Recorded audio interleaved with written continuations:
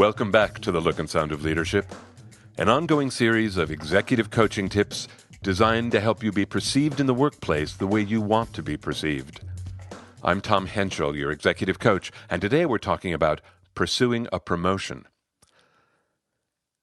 Ailsa had missed a promotion because, as her boss told me, she doesn't feel like a senior vice president yet. Everyone liked Ailsa.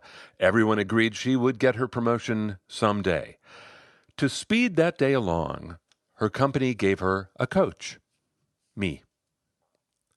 Within the first hour of our first conversation, Ailsa said to me, "You know I could have done this differently.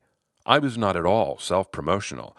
I never went on some marketing campaign to get the promotion. I thought not talking about the promotion was the right thing to do, just get my work done." Clearly that strategy sucked. The way she said it made me laugh. She went on, "I think some people saw my silence as arrogance. Like I just assumed the position was mine and I was just waiting to get crowned. But I thought I was playing by the rules." I made a face, saying, "Sorry." "So look," she said, "I don't want to miss the train the next time it comes around. If you can make sure that next promotion has my name on it, you bet, bring it on." I held up my hands to say, "Whoa." I said, "Ailsa, I'm never going to know what's the right thing for you to do here. You know the culture here. I don't." She said, "But we can talk about some things to try, right?" "Oh, for sure," I said. "So let's talk." Over our months together, Ailsa and I discussed many different factors she might try, always with the intention of positioning herself for a promotion. What follows are my conversations with Ailsa about two of those factors. Early in our conversations, I introduced the first factor as a thought experiment. I asked her what it might be like if she gave herself the promotion. "I would if I could," she said. I said, "What if everything you did, every thought you thought of, you did as if you were already an SVP?" She considered and then smiled, saying, There used to be this saying, dress for the job you want, not the one you have." "Well, that saying is still around," I said quietly. "Yeah, well, this is like that. You're saying I should think like the job I want, not the one I have. I like that." "Oh, you know what I just pictured? I used to do this thing with maps when I was a kid. I loved looking at maps.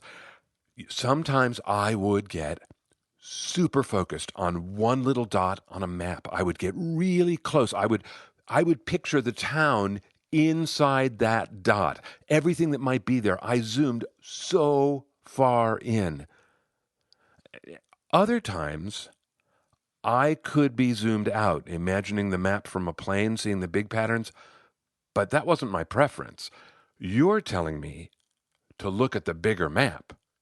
How would that be for you?" "Listen, I think I already do that in a lot of ways. It's why I was so disappointed about not getting the promotion." I asked her, "Can I tell you one way I talk about all this?" "Go ahead," she said. "Well, you'll hear it's related to you and the maps.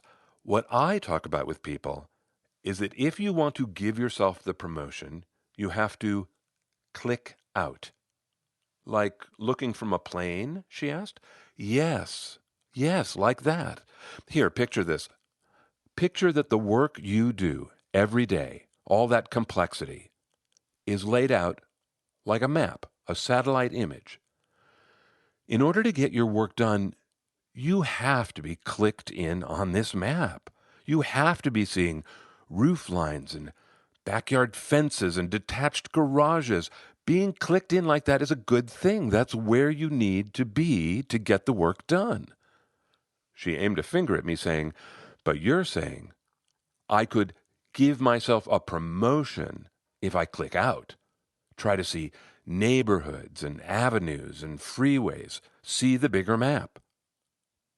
She thought a second more and then said, "I can really see this helping with my one-on-ones with Jorge." Jorge was her boss.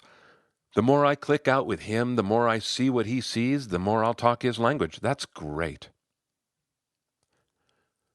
The second factor Ailsa and I discussed was networking. Ailsa said, networking always feels a little creepy to me. Like the only reason I'm talking to the person is because I want something from them. Like there's a favor being asked, I offered. Yeah, or some ulterior motive. It always feels fake. And in this case, it'd be true. I'm there to be a candidate. I'm putting myself forward for a reason. I asked, is putting yourself forward for a reason a bad thing? With a jerk of recognition, she said, I do make it sound that way, don't I? And I don't think it is, I said. I think part of being a good candidate is to be sure you get to know people. These are your people. Put yourself forward.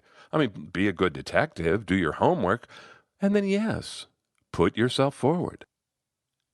Ailsa and I discussed each senior vice president and division president in detail. How loose-handed was this one? How did that one like to receive information? What were the top priorities for each of them? The executives became more distinct. She noticed each had a particular line of questioning. She said, some are always driven by the numbers, and some are more deadline driven or resource driven. It's amazing. I never paid that much attention to it before. I just did my work the same way for everyone. But clearly, it wouldn't take that much for me to flex to each individual.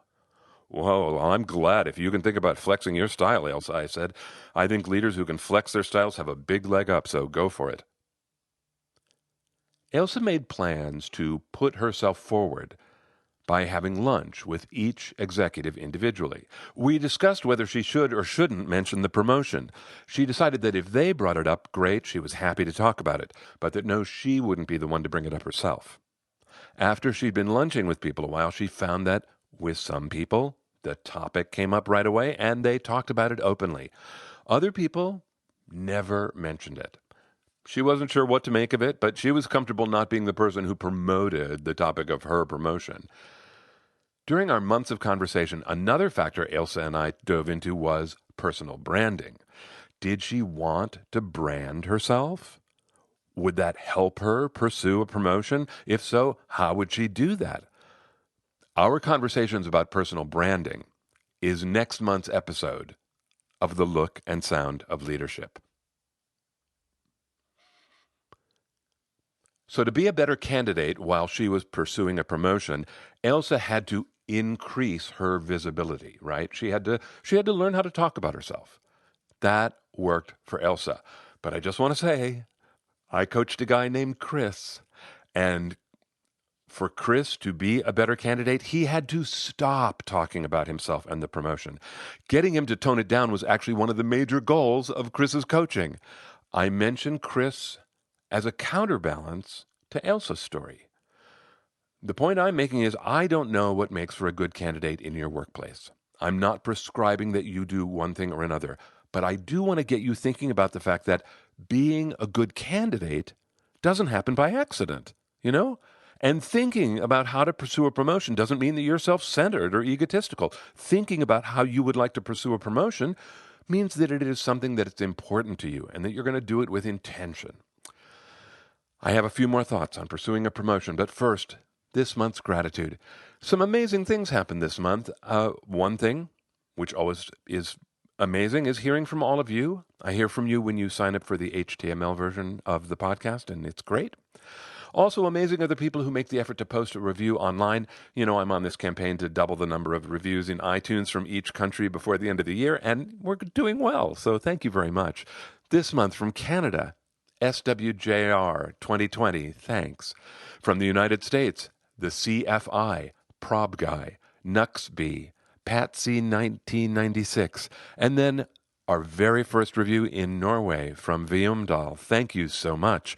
And our very first review from Uganda, from Katulu. Thank you so much. Amazing, isn't it? How we all learn from each other all around the world. I'm really grateful. Thank you so much.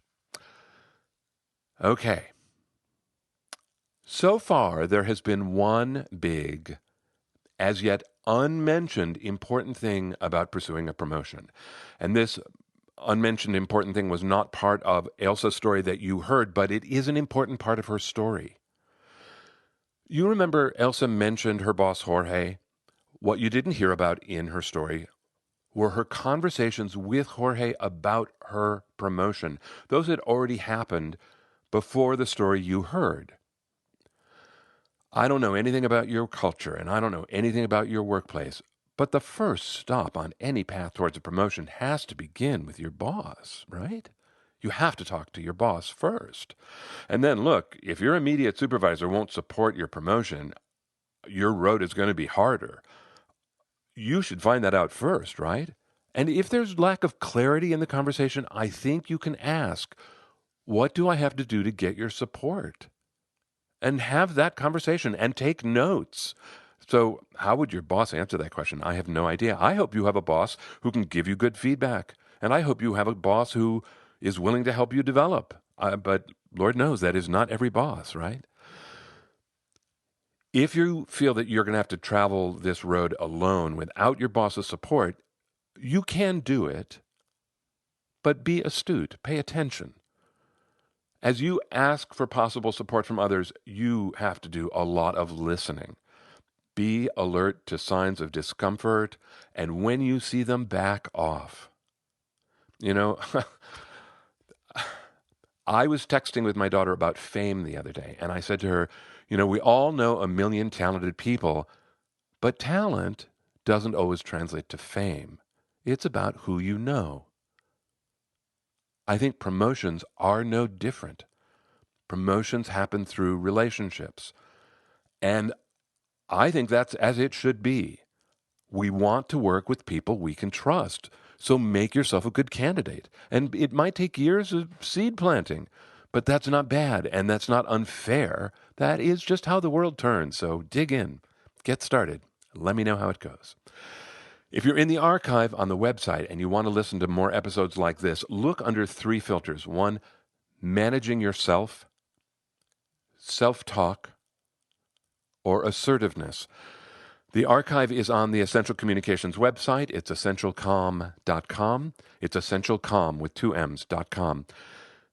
If you want to zoom in on some specific related episodes, 5 that I thought were related are acting on the corporate stage, leading teams, interesting, managing former peers, networking, and the flexible leader.